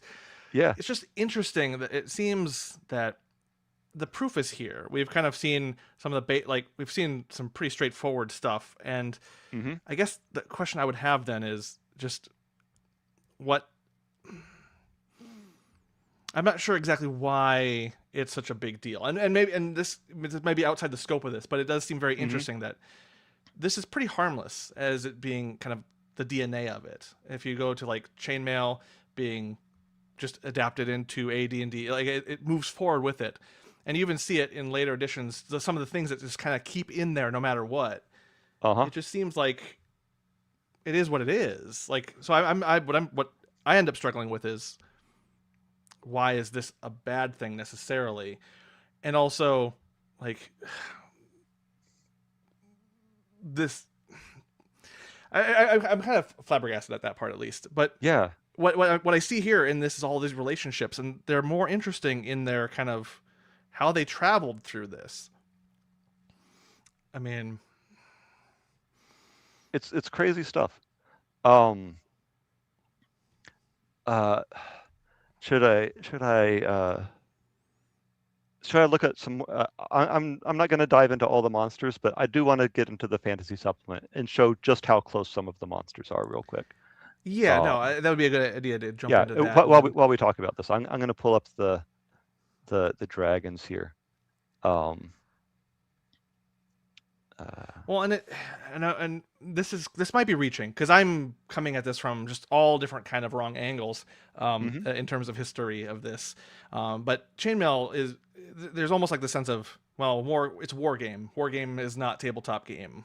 Um, Mhm. and maybe that's a reach on my part to suggest that that's the big deal. That like no, you keep the war game out of my D&D, or that just to suggest that there might be something a little bit more crunchier at the back Mhm. as the spine of this is like a So negative thing. so yeah, and so I don't actually concern myself with wondering about that much in the blog post I'm making for this. There's going to be an enormous blog post. It's going to be at least an hour long read, probably a 2 hour long read, where I step through and I show you all the receipts, like what I've done on this call, but for the entire damn book. All right. So that blog Yep. post is coming, and I'm going to be publishing that entire spreadsheet so anyone can look at this. And my goal with this project is just to show beyond a shadow of a doubt that chainmail is clearly an AD&D. There's over 500 rules matches that are like so very specific that we should not be at the point where we're still arguing whether or not chainmail is in first edition, because it clearly is. We should move beyond that. It's been 50 years. It's been 50 years. People need to know that chainmail was an AD&D. That shouldn't be the point of discussion. Like that shouldn't be what people are arguing. You could say, well, how important was it? Okay, well now you can start nitpicking, but the rules are Right. in there, you know. Um, so it's I think there's an implication. I and this is what I think is the biggest, possibly the biggest. There's an implication once you start talking about what rules are in the books, and you start pointing out those rules in the books.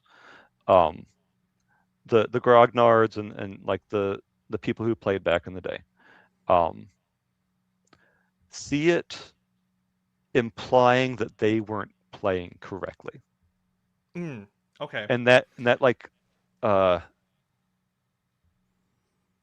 that strikes somewhere like foundational, like you saying that delegitimizes me and my experiences, like because I know that I played original Dungeons and Dragons back in the day. I know that I played it, and I know we had a lot of fun.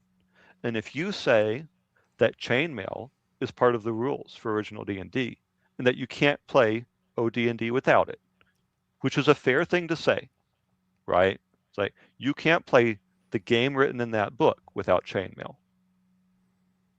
But that like really disturbs them because they played it for months and years. They had a heck of a time playing it. And you're telling them they played it wrong, Right. Right. right? And you don't do that. And so it hurts their feelings. Like it's an attack on ego and on like they speak as an authority. Like these people that get offended have usually been speaking as an authority on OD&D for decades at this point, right? And what often happens when you start pointing out rules in the book is that it is going counter to the advice that they've given. Right. Right. Um, And this is actually where the OSR and Grognard's and YouTube D&D are largely aligned, in that you're supposed to accept house rules as valid answers. I, I I found a YouTube video where it's like, these are the 5 best magic items in first edition D&D. And I'm like, okay, I was just curious what they would point out in there. All 5 items were homebrew items. Oh no. So that was telling me nothing about first edition, but that was part of their first edition. And but the video didn't present as that. It just assumes that people want to hear about your house rules. There's not a common experience to talk about here. So they probably had no idea what the magic items in the AD&D books were. These were Right. just ones that they had fun playing with while they played AD&D. Um, and and there's plenty of people who played back in the day that don't get offended when you say like, oh well, you do have to use chainmail, but because they're less invested in being right about this, they're not as easily offended, right? And I've Right. encountered those people as well.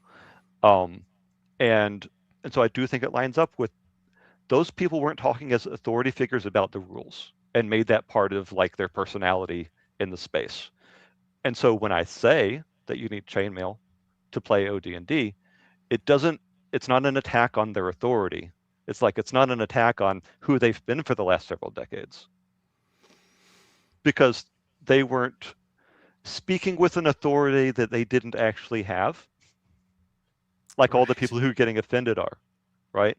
And and like I said with my example with Kuntz earlier, it's not even that I think that Kuntz is lying, but I do think that he's wrong, because Gygax seems to have been running the table with chainmail according to Kuntz's own testimony. But Kuntz didn't know it, so he says that chainmail wasn't there. It's like, that's okay. I'm not trying to say that he didn't play with Gygax or that he was Right. playing D&D wrong, because he seems to have been playing original D&D correctly, but he didn't know that that involved chainmail because, again, and this is something I mentioned very early on, he did not recognize chainmail. And Well, and and I guess something you said to me, it just came to me, or like it kind of sparked me here, is that like you're not supposed to as a player read the DMG. That was, mhm, and I've kind of been sticking with this for a while as I've been learning. I'm trying to learn, but also like it's an interesting note. So then, like maybe that is the intended result of this, is that like these guys who have played this way, they're playing the way that it was meant to be played, just that it was kind of taken away some of that work for them, or taken away some of that crunchiness, so they could enjoy the game. So right, that these things, like you're not having to think of these things, because they're just kind of natural. They're just a part of it, and you're not really too worried about it. But then you're still playing these rules. right. Like modern D&D, it is a bit of a numbers game. Like, you want to know what the goblin's AC is, and you're going to roll to hit it. And that part's like, it's not very role play. It, Right. it's a little bit more of just like, hey, let's play this war game. I'm going to roll to hit. A lot of people don't like to admit 5th edition D&D, 3rd edition D&D. They're war games. They're skirmish war games. I know you like to call it D&D and you role play while you do it. It's a skirmish war game. That's okay. It's always been a skirmish war game from the very beginning. They were playing chainmail and like, hey, let's role play. And before it was chainmail, when they were doing Napoleonics, they'd break their little army commander's like foot off and be like, oh, he was injured in the previous battle. The war gamers were role playing the whole time. Like, it's it's not upending the world to admit you're playing 5th edition D&D and it's a war game. That's okay. Um, But then and also, just it's interesting, the going to the house rules thing, mhm, to understand kind of what was fascinating about how any house rules or changes. You also have to know the foundation too. So like, if I'm learning about these things and I'm coming at these authorities who have a different kind of perspective on the play, that's not mhm, going to help me learn to play. Like right, their kind of experience that they had at the table, that they're kind of remembering, isn't helping me in terms of like, well, how do I manage like 30 troops in AD&D? I've got like 30 people helping me clear this like area. So what? And Don't do nobody's going it? to give you good advice on that. Yeah, Right. nobody. Um, and so D&D YouTube and the OSR and all of them, um, they teach folk D&D. Like Hmm. they teach the D&D that they were taught, not what's in the Okay. books. They teach what they were taught. And at some point, it just caught like, well, everyone learned YouTube D&D from YouTube, and so now they're all playing, YouTube folk D&D. And so they're not teaching what's in the book because they probably haven't read the book, or if they do read the book, they read folk D&D into it. Right. Um, and this isn't like an attack on people, because when I went to read first edition AD&D, because I wanted to learn more about it, I kept reading folk D&D, or I kept reading my D&D into it. Not even folk D&D. I just wanted to read my D&D into it, and I couldn't understand first edition because I kept trying to understand it in the framework that I already had in my mind, and so I couldn't see first edition's framework because I Yeah. was it was impossible for me to see it. So it wasn't until I failed reading it twice, and the third time I went in blank slate, where it's like, I don't get this. I'm assuming way too much. So just tell me. I'm just going to believe what you say here, and suddenly first edition is clear, and it's amazing. And that third time I read it was amazing. It was the only time I understood it, whenever I went in with a blank slate, not bringing my expectations. So I think a lot of people are learning folk D&D from YouTube. And so even if they go and open up the 5th edition book, which has good rules in it, they still only read folk D&D out of it because they came in with those expectations. Right. Right. Um, and so I'm going to bring Concept back just for a moment. He's a bit unique out of all the people teaching folk D&D, because he's teaching folk D&D too. Like, he's teaching what he experienced. I don't know if he's ever read even original D&D. Like, but he knew how to play. He played with Gygax, right? So I actually don't doubt he knows the rules of the game. But he learned folk D&D because his DM didn't teach him. Like, that Right. was the goal, was not to teach the players what the tricksy stuff was. But that means that if the folk D&D you learned is from a DM who knew the rules, then your folk D&D is actually legitimate. Like, it's the legitimate rules. And it's just unfortunate that his advice is that chainmail isn't used, because he's playing by the rules of chainmail and doesn't know it. And so his ability to pass on the one good folk D&D rules fails because he can't do it. Um, This is but speaking it's not kind because of he so. doesn't know the rules. This is so like just accurate because as someone who came from 5e who was taught vaguely, so taught in a very folksy way, and not even the YouTube. This was kind of beforehand. It was just like kind of grabbing what I could from what I could, and Uh-huh. then just the things that this is what made my game better that sneak in throughout all these. Mm-hmm. It's just very interesting to see that this is happening in every edition in every sort of way, just All the going way back back to to the the beginning. beginning of D&D, to the Yeah. very beginning, to the very first play group. This mistaking of stuff, this folk D&D, this passing on that you don't need chainmail to play, started with the very beginning of D&D. So yeah, it's tradition from the very beginning to say that you don't need chainmail. It's tradition from the very beginning to say that house rules are how you make OD&D work. Yeah. So Um, I mean, so it almost feels in a way just we're when the drama appears from this, we're kind of talking near each other but at different angles. yeah. A metaphor fails me at the moment, but just that we're all here. We're all kind of there. We got it. Like this, there's this Hmm. folk thing in the way. This kind of organic experimentation and just automatic asynchronous like adaptation in the process of playing these. That you're just like, well, I don't remember what to do. We gotta do it this way. I mean, we're doing this all the time in like modern D&D, where you kind of forget a very particular messy rule and you just kind of make it work, but then suddenly that becomes kind of the rule. Like you kind of learn it Hmm. that way. Yeah. And so just it's very weird coming from my perspective here, just seeing this play out very literally on the page in just as far back as it was. As far back as like from the very beginning. Just it's kind of blowing my mind a little bit. Yeah, I mean, it's kind of frustrating, and it's not one of those things where it's like, I'm not here to be right. I'm not posing these arguments because I want to win this argument. I'm posing this argument because I want to know the truth. And the truth Yeah. is that not all of Chainmail is in first edition.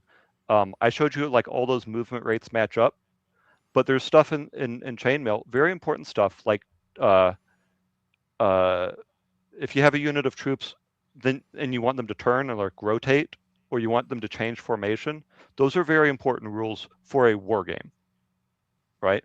And those formation changing rules do not exist in first edition. And I learned that through this study, and I'm fine with that, right? I don't think that every single bit of chainmail appears in AD&D, but I do think that chainmail, like broadly speaking, is in AD&D, and I very much proved that um, through doing this research, through finding all these rules. Yeah, uh, if you play chainmail, you will see it all over original D&D. You'll see it all over first edition. Chainmail is like, it is deeply linked into those games. Well, And you and won't if you look at BX, like BX, the basic line and all those. You do not see the chainmail DNA in there anymore. I think there's one that was kind of influenced by it, but most of the people, like most of the versions of basic and expert, um, are coming from the OD&D house rule lineage. So they do not have the chainmail DNA. And the OSR lives and breathes on BX. And so the OSR does not know what's actually in OD&D. And when they go to open the pages of OD&D, like I was saying earlier, they read their folk D&D into it. And since BX was derived from OD&D, like that's fair to say that, but it was derived from OD&D being played without chainmail. Because again, a lot of people play that way. You can play a game with the original D&D books without chainmail. It's not the game described by the books, but you can play it. And from there, you get the basic stuff. And so the OSR people, broadly speaking, don't see it because they just see what's affirming their view. Yeah, Moldvay and revisionism. Like this is a recognized pattern, is that you try to explain everything backfilling from BX whenever you read OD&D, and chainmail doesn't fit if you do that. Like those are at odds. So you only see chainmail in match up with the original version of D&D and first edition. yeah, no, and now that like as we're kind of getting to this part with branching and these kind of different diverging histories, in some ways, knowing the truth about kind of where the rules are and where they come from help you understand the schisms, the diversions, Mm-hmm. and almost in some ways it makes me more interested in how like Kuntz and all them played back in the day because they're getting the like there is that folk element, there is those changes, there's those Mm-hmm. obscured things, but now I'm suddenly interested to go forward from the past Exactly. and find those branchings because like I didn't quite connect it. Oh, like as you were explaining it, OD&D branches to what was it? Sorry, OSR, right? And kind of basic expert. So yeah, OD&D branches into like the basic lines, Yeah, yeah. and the OSR is all focused on the basic lines. And so like coming back from if I'm working backward from modern this way, I need to get to the very heart of it and then kind of work back because I didn't even understand coming into this call some of those distinctions. They're still foggy and I'm still learning, Mm-hmm. but like suddenly I'm like, oh, I get it now. So they changed things here. OD&D didn't have some of these elements in there, so they're operating off of a different like, what Yeah, do you call it? A different Git, using programming or like they're coming off of a yeah, different like, dif- different branches. Yeah. yeah, different branches. And suddenly now I'm thinking about this differently. And I guess maybe that's the hard thing for people in that a position of authority to think of is that we're not trying to dethrone them or we like haha you suck, you didn't understand it. It's more like, well, we don't know where you are in this map. If you kind of chart us on a Mm-hmm. history thing, I don't know where those guys are in this because it's not exactly. So you got to kind of connect to Right. them. So I don't know. Um, I feel encouraged by proving them wrong because it also makes me appreciate their perspective, their point of view, Yeah, in some ways. it helps you position them better so that so that now you can learn from them. All right. So it's not that Kuntz is wrong. Like that's not the goal. But now we know where Kuntz was. And so Yeah. now whenever we see what advice he's actually giving advice on how Gygax ran the game with Chainmail. And now the advice he's giving gives you more about how Gygax ran original D&D and first edition, and that it was for that stream of the game and not for a basic expert, um, not for that branch instead. Um, and and yeah, and you can only discover this stuff if you are like focused on pursuing the truth of the matter, right? And that's what I want to discover, and that's what this whole project has turned into, is just like I just want to know like what's really in there, because a lot of people are set on obscuring it, um, the truth, and not paying attention to it. And some people in this chat did mention um, that yeah, there's power grab to cut out Arneson and AD&D. It's like, okay, there's some TSR infighting, and like there's some long-standing grudges where people would want to say that one person had more influence than another. That plays into here too. I will admit, I I don't follow it super close. I get to the point where it's like, okay, this person is going to have some TSR like grudge biases, and I let other people figure out what that is. Um, Right. I'm sure that a lot of that is going to come out in Critical Dom's um, history book uh, that I am very much looking forward to. I think it's called like an American D&D, an American tradition, Yeah, something like yeah. that. But I'm very much looking forward to that um, because it does explain some of what's going on there, um, and it's not biased where it's like, oh, we've got to make sure to paint Gary in a bad light in the history of D&D. It's like, okay, yeah, he was human, Right. but you don't have to like disrespect him out of the gate in order to tell what happened in history, right? Right, yeah. I And don't think that's that's the fair other to it. point. That's the other So point too. Yeah, just to and understand kind of the structure, the history of this all kind of helps us place the where we sit in the yeah, argument or the grudges and the things like that. Because for a lot of us, I know me, like that's not really where my head is at. Like the grudges, you can't you can't let someone else's grudge occupy your space. But you can kind of understand it now. Like it's like yeah, okay, well, so then everyone's kind of starting to put their DNA, their fingerprints on how they've played this game, and it's become kind of this thing. Well, there's also emotions tied to it too. hmm But for those of us who are just like, well, we're still kind of coming in. Like I'm still, I'm still learning it, soaking it like a sponge. That's like it's better to soak the accurate part and then kind of build out yeah. from there. Like know what's true, and it's like whenever I studied chainmail, I didn't come out saying, hey, I really want to use these post melee morale rules from chainmail, because I mean it's thick. They're really thick rules. I do not want to pull out a calculator in the middle of running a D&D session to be like, hang on, Right. guys, let's see whether or not you're going to run away now. Um, but you can look at that and say, this was really important, and it became these morale rules that decide whether or not a group stands and fights or runs away. It's all codified in a table, um, and um, and that can affect my D&D game in a very positive way, because now I don't have to hand wave whenever there's a big army on the battlefield. I can be like, okay, casualties matter a little bit. Let's roll a handful of dice, because rolling a pool of dice, one per attack, is in first edition AD&D, as it turns out. Um, and there is even a clause in first edition that talks about um, how to use uh, the ranges and the area scales of spells.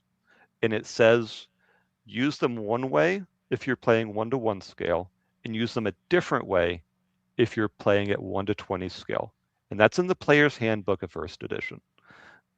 So it thinks that you might be using 1-to-20 scale for some big battles there.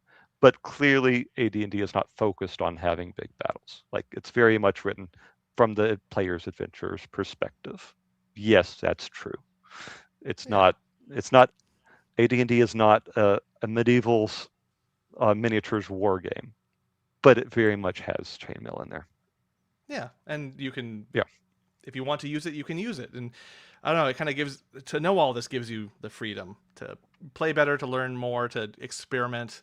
Like, I don't know, I hate experimenting without having any sort of sense of context. So to have context means that now I can goof around with these rules and learn them, Hmm. and and kind of engage in this pastime of folksy D&D for better or worse, and you know, Oh, learn as I can. But yeah, I right. mean, we've kind of exhausted everything we can, at least in terms of this video format. Um, and so I'll probably end us here and just say, just Hmm. whenever this post comes out, we get, everyone share it around. I'm definitely gonna be reading the other. I've read a little bit of it. You've given me a taste, and Hmm. I'm already excited to see kind of where it goes. I kind of got to the end of it, and I was like, oh, what? Come on. Yeah. But you're just one man, so you gotta give you some time. So be on the lookout for that, folks, when that comes out. You're gonna probably post it everywhere you possibly can. Is it I mean, gonna be just it's definitely going to be on X. okay? It's going to be one giant blog post. It's going to talk about where this challenge came from, um, and it's going to thoroughly exhaust the topic. Hmm. Um, where uh, the same way I did on this call, where it's like, what is chainmail? You have to recognize it. Um, so when I'm answering the question, where is chainmail in AD&D, I can answer that question specifically, the real question, and I can also answer the question that people mean by it, which is they're like, where's the mass combat in because if I go in there and I'm like, hey, like every single bit of dragons in Dungeons and Dragons came from chainmail. I mean, the cone of the red dragon's breath, the length of it, the diameter of the end, the diameter of it at his mouth is like to the half inch. It is accurate, straight out of chainmail, right? It's but Yeah. but I say that and it's like, okay, so the dragons match exactly and everything else matches exactly from the monsters, but that doesn't, like, that's not the mass combat though. So like you didn't really prove it. Like that's not what people mean when they say where's chainmail in AD&D. So like I said, Right. I'm going to thoroughly exhaust the topic in that blog post so that hopefully we can move on. And at the very least, it can be linked every time someone tries to say that Yeah. Yeah. chainmail is not in AD&D. No, it is, and you're just wrong. Um, Yeah. and Just and have we that can copy move paste on. handy. Just Yeah, copy paste, copy paste, copy and paste. um, I'm sure people will gripe about how long it is, and the post is not for them. um, and uh, and I have some words for those kinds of people in it already. Uh, but yes, thank you very much for having me on, man. Oh yeah, no, I'm very excited about this project. this is And it's such a strange thing. Like I've been meaning to get into the weeds on this, especially just to get, because I wanted to see it. Like I don't know. I'm kind of an mhm, impressionable adult. Like I can like I wondered myself, and then to see this kind of the drama unfold, it was very. yeah, It didn't help the curiosity, which I have just insane amounts when it comes to these sorts of things. But I do appreciate you coming on for this, and for even just laying it out so specifically. yeah. I mean, the drama aspect of it's unfortunate, but Yeah. it really is an interesting, like, intellectual delve through where did first edition come from, and and having that historical perspective and having this spreadsheet, um, like, this is making me appreciate first edition even more because I didn't know that post melee morale rules were in first edition, and now I'm like, that's amazing, and that Yeah. makes me want to go play first edition more, and also makes me kind of want to make a spin on the old lords with the advanced rules from Right. first edition, right? Like, because Well, because it gets the they are, things going. It kind of gets the yeah, it tingles the brain, starts getting you excited. Like that's kind of the goal of all of it, is to get you excited back to playing these things, and like I it want to is. reread this and like realize like where I was having trouble, and then go back to AD&D. Like I'm still, like you said, you were in your third when it clicked for AD&D. Yeah. I'm still like in my second, so I'm still working at it. Like this, I'm not coming at this like fully on board yet. I'm just like, okay, I'm still trying to understand this, and this helps. This goes a long way, because suddenly, like, oh, I have kind of the key, the map key to work with here Yeah. for what I wasn't understanding Um, before. and I will say, chainmail, it is still difficult to understand. Um, I highly Yeah. recommend. You get the Old Lords. PDF is free. There's no excuse not to get it. If you learn the Old Lords and you play the Old Lords, and then you pick up a copy of Chainmail, you will know how to play Chainmail. It's not, there's no house rules in the Old Lords, right? You will learn how to play it, and you can get into chainmail, and you can start talking about this like a, maybe not an expert, but like someone who actually knows what's in here, and you can know what to expect, and you'll be like, geez, chainmail sure is laid out poorly, but you know what it means, and you know where to, like, oh, there's a rule for ranges somewhere, it's got to be, so just look for it, because I set you up to be able to play chainmail. And if you play the Old Lords, you're playing chainmail. This isn't some OSR thing where it's like, this is first edition and then it's not first edition, right? Like Yeah, this, yeah, yeah. it's chainmail. Um, you can learn chainmail, and then you go back and play first edition, and you see some really cool stuff in there, like the post melee morale rules. But it's just all over the place. So many of the rules appear. Um, Yeah, and but I don't need I to would be belabor remiss that if I point. didn't give a shout out quick just to Joy of Wargaming, John Mollison. Um, Oh yes, I kind of blanked on the name at the up top, and I want to bring it here because like between you and him, I've kind of that's where my interest in coming back this far started. He's got some great playthroughs. I think even you've recommended those to me. So like yeah. talking to you to recommend him, like it's all kind of I wanted to draw some attention to that. That just like he's a great resource to watch on how to play, and then he plays them, and you see it in action, and then just the conversations we've had and the things you've mentioned even on X. Just yeah, for those of you who are watching this still, give a follow both of them. I Uh, didn't make a link, so no, it's okay. John Mollison, and I agree completely. He's great. And his YouTube channel is called The Joy of Wargaming, and he tackles chainmail, and he's learning it. He's telling you all about it while he's learning it. He doesn't get everything right, but none of us do. Like I still don't. right. Like it's very particular. But you generally get it from what he's playing.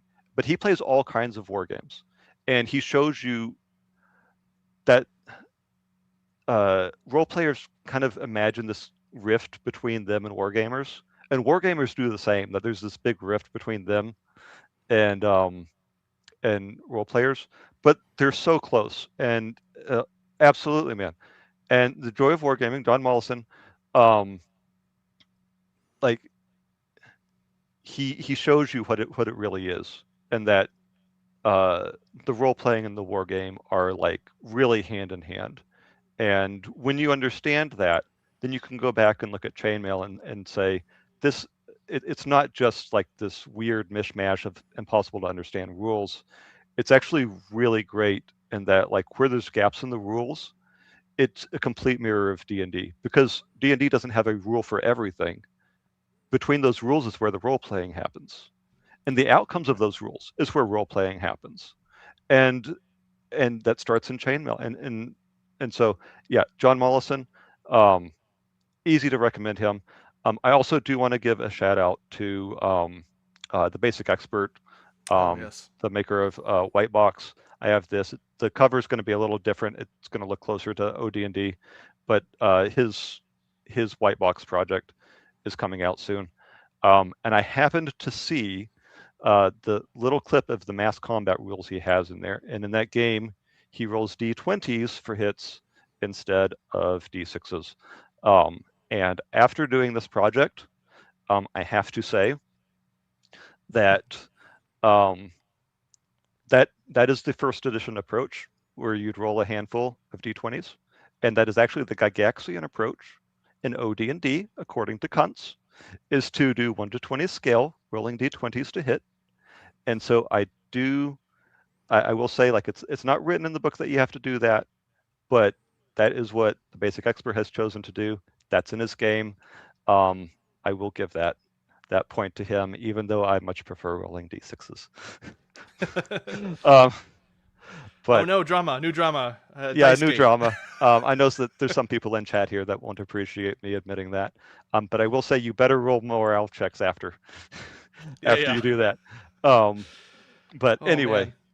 um, Yeah. yeah, but So yeah, it's been good. I'm kind of buzzing with all the different thoughts and things from this. So I'm going to be on this for a little bit. If I was going to be productive tonight, that's not happening now. Well, man, I appreciate you having me on. It's been really great, and I can't wait to share it with everyone very Yeah, for soon, I think. sure. Cool. Yeah. So I guess with that, I'll say farewell to all y'all out there, and yeah, enjoy. This is a great hobby. I have been so fulfilled being in it and finding people like you and all y'all. So I appreciate it, and yeah, I guess I'll. With that, I'm gonna sign off if I can figure out how to do this. Yes, end stream. All right. So with that, adios, everyone. Be well.